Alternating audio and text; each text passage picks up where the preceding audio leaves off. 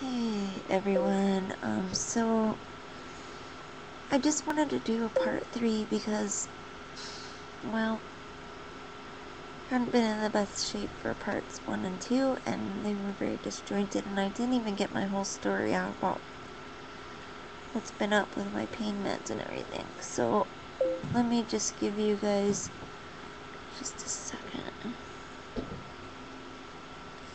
I'm recording a video.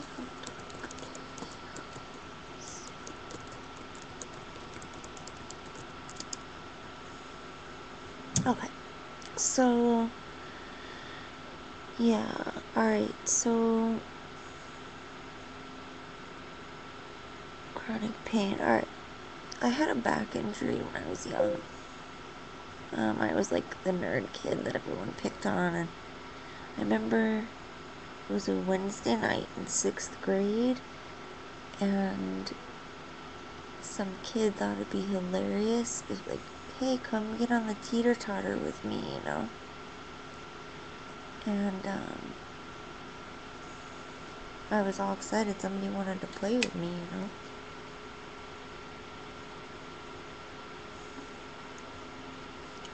And when I was at the top, this little shit got off, and I came smashing down, and twisted a vertebrae, pinched a nerve. It was just really brutal anyway, and they told me, okay, when you get older, you'll probably have trouble. Well, sure enough.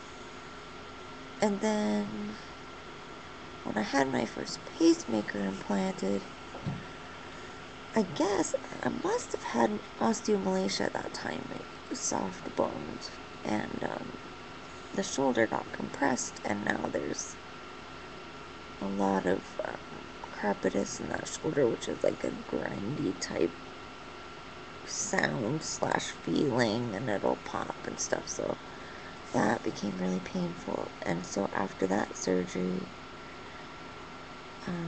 I finally decided to go to a pain clinic. Well, it wasn't that easy, but let me back up. So I got my first pacer in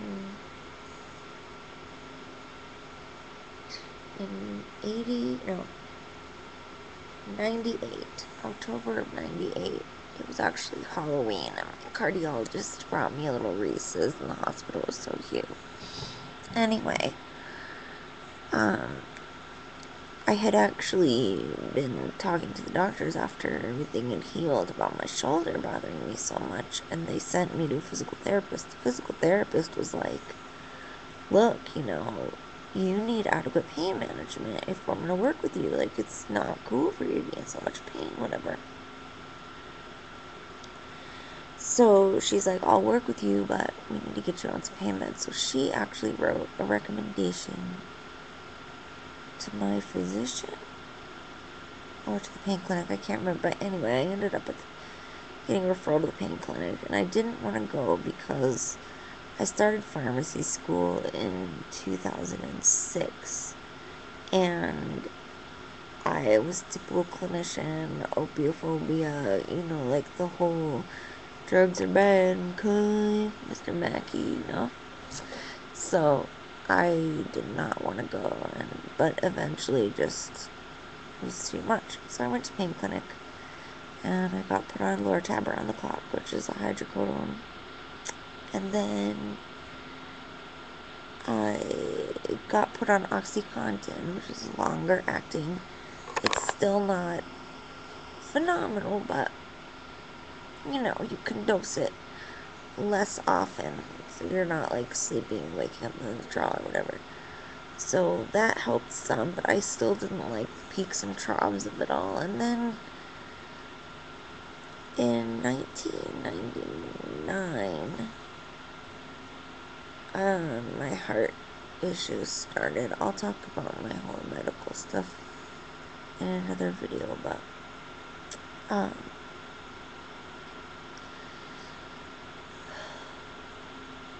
sorry, I'm in a bit of pain, but yeah, so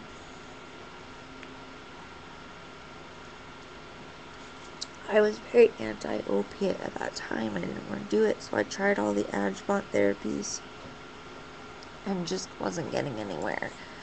And I actually was enrolled in a pain management course through our integrative medicine program, and kind of fell in love with the field at that point. It's kind of ironic that this is the field I was drawn to, like, before I even ended up in chronic pain. But anyway, in that class, there was this internist who came, and she was like, you know what, like, I have a son, and he was disabled by chronic back pain. And he tried every adjuvant therapy he could. He was at one of the top clinics in the nation. It was at UCSF, which is an excellent school. And, you know, he was basically bedridden, like, or couch-ridden, I guess, and couldn't do anything. And then finally got on opiates for his pain, and he was completely restored to functionality and happily ever after. So this internist is really cool. She tours now, talking to students in nursing, pharmacy, and medicine about pain management, how it's important to treat, and, like, opiate therapy can be a complete miracle for people as far as rehabilitation. So she really inspired me. And my pain doctor and I discussed getting on the fentanyl patch, which is great, so you don't have to always take pills. Some patients, they last for 3 days, but most people 2 days. But still, every other day dosing is way better than having to, like, every 8 hours or 10 hours or whatever, 12 hours. OxyContin and, like, MS-Con and that, they're sustained release product. And they're supposed to work 12 hours, but they don't. I don't know anybody for whom they work 12 hours, so. The bad news is that she decided to start me on the Duragesic the morning of my diagnostic thoracoscopy for heart failure. That ended up being a complete clusterfuck because I woke up with no meds in my system, with a chest tube in and everything. Totally sucked. Anyway, that's when I got on fentanyl. It's the beginning of February of 2000. And gradually my dose was increased until I was able to function, and I was at 200 micrograms per hour by the end of the year, and I stayed on that dose, and I was able to get back to my studies and fully live really well on it. So that was my 200 mics an hour for the past 10 years, about 10 and a half years. And then I got married, and my husband and I really want to have a baby. And of course, because of my medical issues, we started talking to doctors, talking to all my doctors first, like my endocrinologist, cardiologist, internist, everybody, about how can I prep for this, and, like, is it possible, and whatever. And we went and saw hired as a perinatologist, which I mentioned a little bit in my first video. And the perinatologist was like, sorry, I'm really, like, monking out. This camera's crooked, and I'm looking at the hutch behind me all crooked, and it's, like, freaking me out. I noticed, too, in the food video, I think it was the food video I did, like, the first minute and a half, it's all, like, and it was driving me nuts. Like, proofing it when I was reviewing it, I was like, oh no, the house is tilted. It drove me nuts. So anyway, little tangent. I'm a tangential person all the time.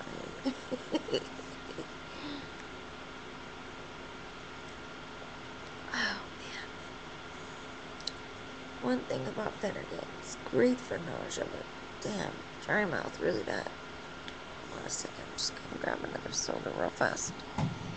Then I'll finish my story.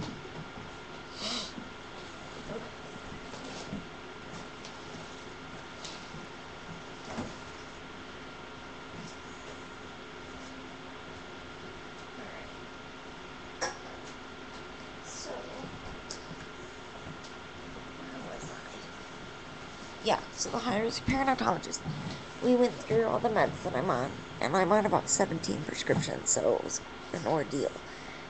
But she was real cool, and I guess, she's had a lot of patients who are chronically ill and on meds and whatever, and she totally reassured us that it was possible. But what freaked me out the most is the idea of giving birth to a baby who's dependent on opiates and having to go through withdrawal.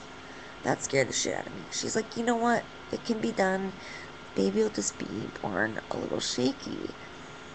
That's exactly how she put it, like casually. And then, oh, you can wean them off. Like, it was no fucking big deal. No, I'm sorry. That freaked me the hell out. I could not do that. There's no way. No way. So, yay, it was a positive that she was like, yeah, you can do it, people do it. But just no. No, I'm sorry. Like, no, I'm not gonna do, I just don't think it's right. I've read a lot of clinical, studies and stuff, retrospective studies, and you know what? Kids born who are physically dependent, whether, the mom's an addict or a chronic pain patient or whatever, it doesn't matter. The baby suffers, and there can be lasting effects for life, so I'm not down. So, the other issue is with the high-dose opiates, suppresses reproduction. So, reproductive functions.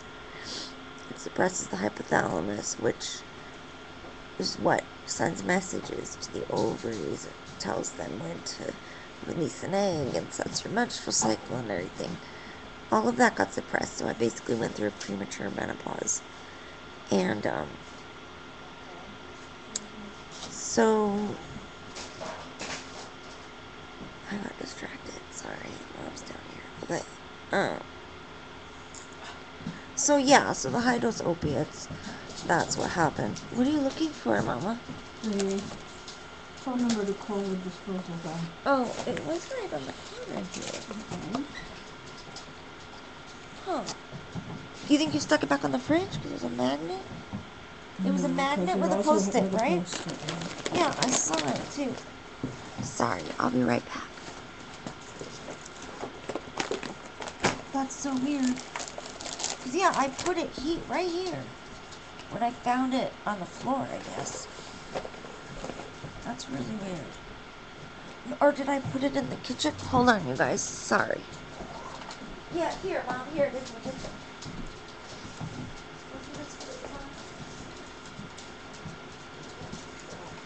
Did you already look through this? Okay, you found it. Alright, good. Sorry. Little intermission scavenger hunt.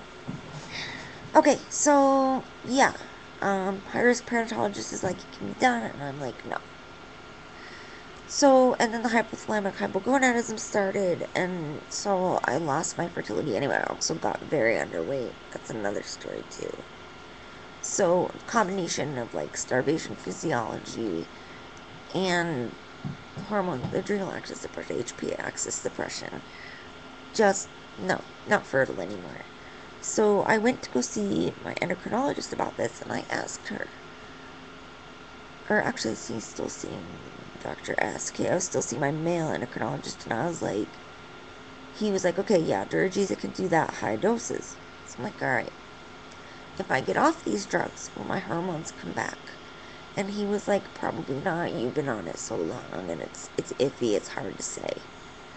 So, I actually ended up getting a new endocrinologist because the one I had stopped carrying my insurance, which is, I'm on permanent disability and Medicare, Medicaid, nightmare, whatever. So his cases that were patients on Medicare, Medicaid got transferred. So I went to go see Dr. Mendagri, who's another endocrinologist, and she's really cool, and I shouldn't have said her name on here. Damn it. Anyway, she told me the same thing, that it was probably not likely that getting off the opiates would bring my hormones back.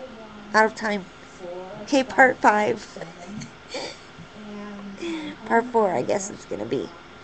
Okay, guys, talk to you in just a minute, and my mom needs off.